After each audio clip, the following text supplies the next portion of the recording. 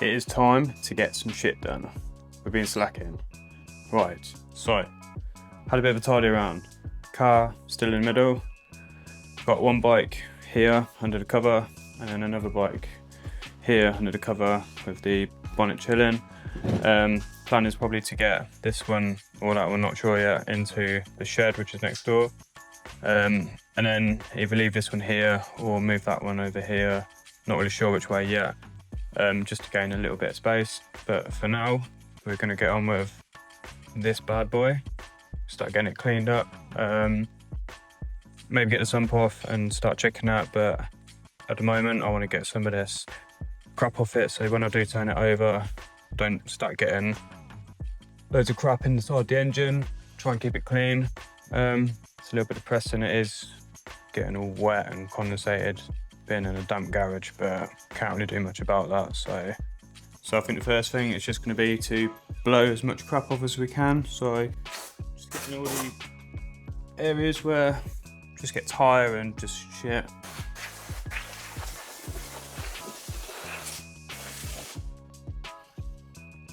You end up getting a lot of stuff in the spark plug holes with not running a cover, so that does get covered.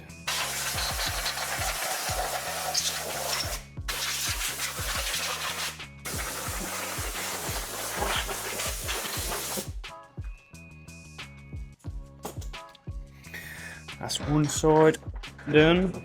I'll get the other side done.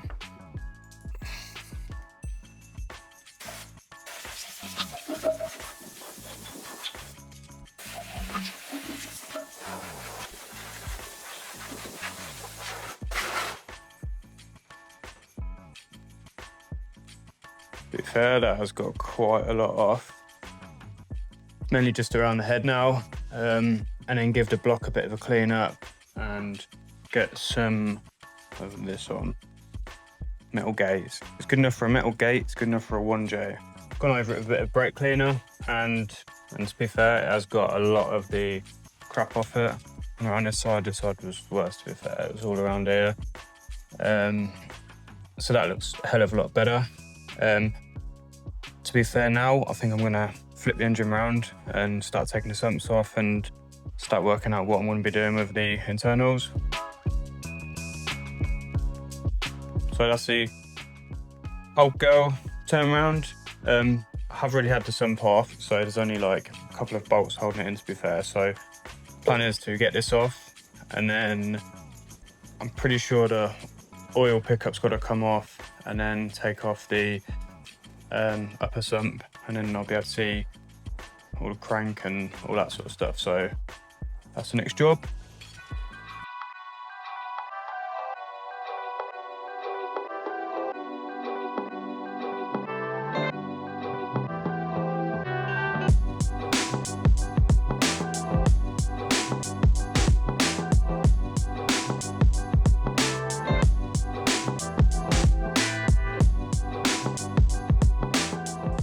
We've got the lower sump and then the baffle plate. We've got the strainer here to pick up. It's got a bit of rubber in there, so I'll get all that out before it goes back on. And that will expose the crank. So now all I need to do is remove this upper sump part, and then I'll be able to get full access to that. Just making sure that nothing falls inside and no bolts or anything from outside, but you see it's a bit like crap in there, but this is like probably a 30-year-old engine which has never been apart before, so do have to bear that in mind. So, but it does look pretty clean for what it is.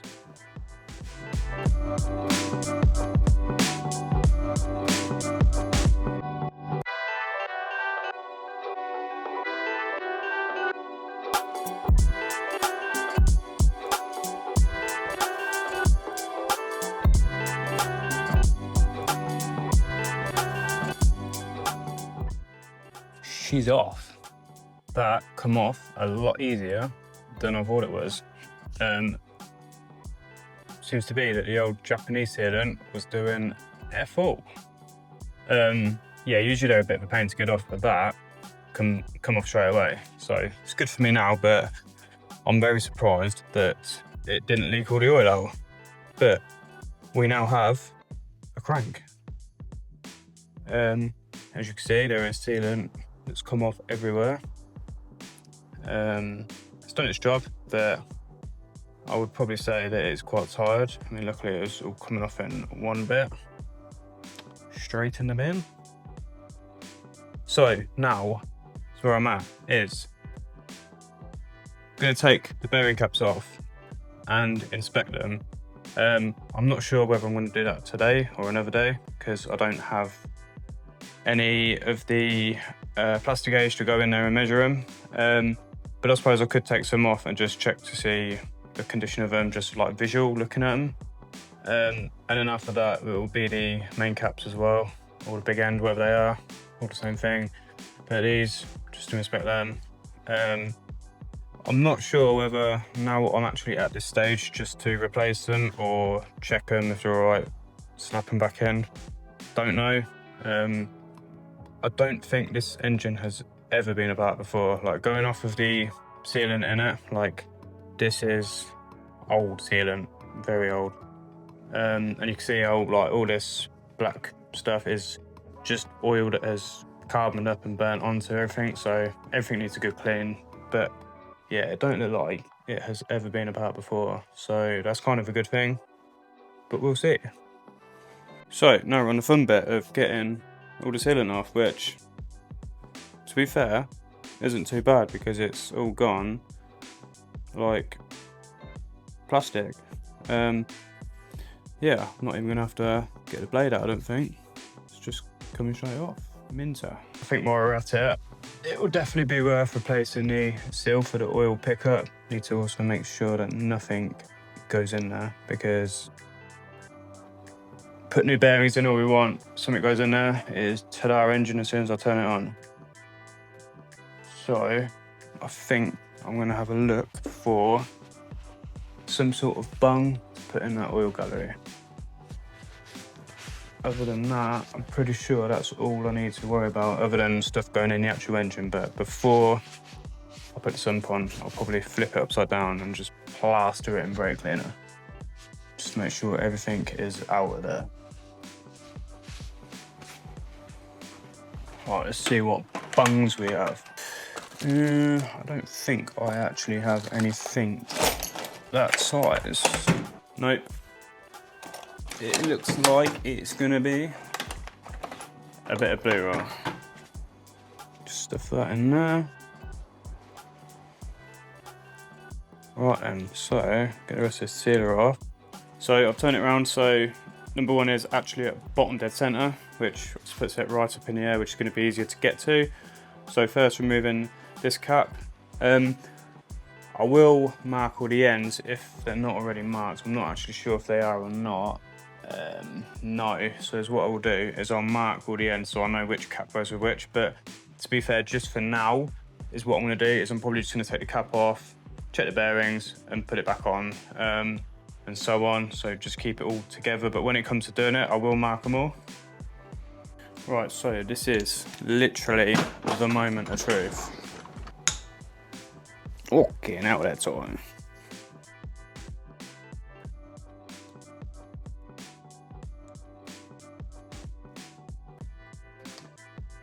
Right, so I should probably remember which bolt is which. Well, no, it probably ain't gonna matter because I think I'm gonna change these bolts. But marking wise, so yeah, you got an M in there which is marked over top of both of them, so you can't really get it the wrong way around. So that is clean.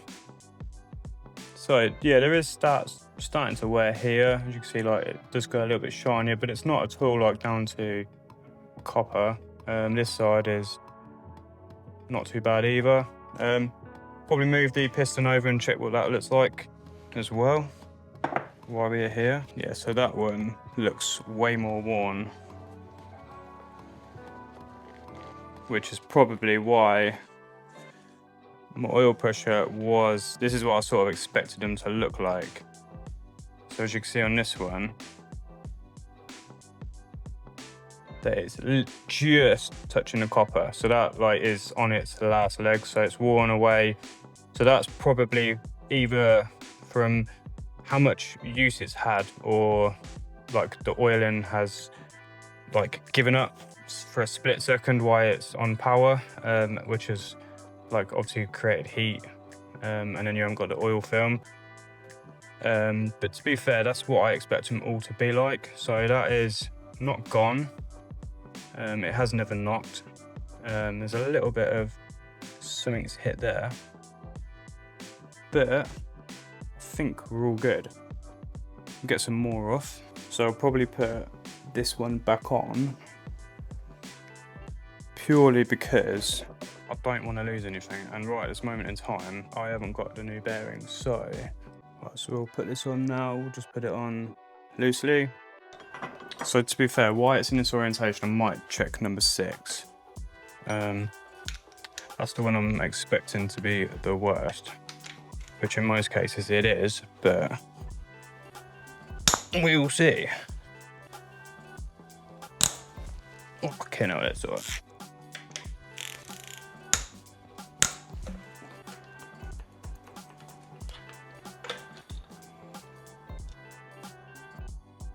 So that one is pretty much the same as number 1. Starting to wear, but it hasn't, it's not like worn out.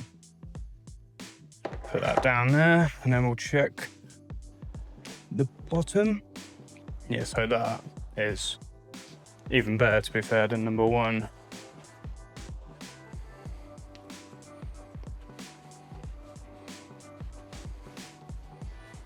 See that one? It's going shiny, the layers are coming off. It's definitely like worn, but it's nowhere near gone. And then this is the outer, which is pretty much the exact same. That's good news.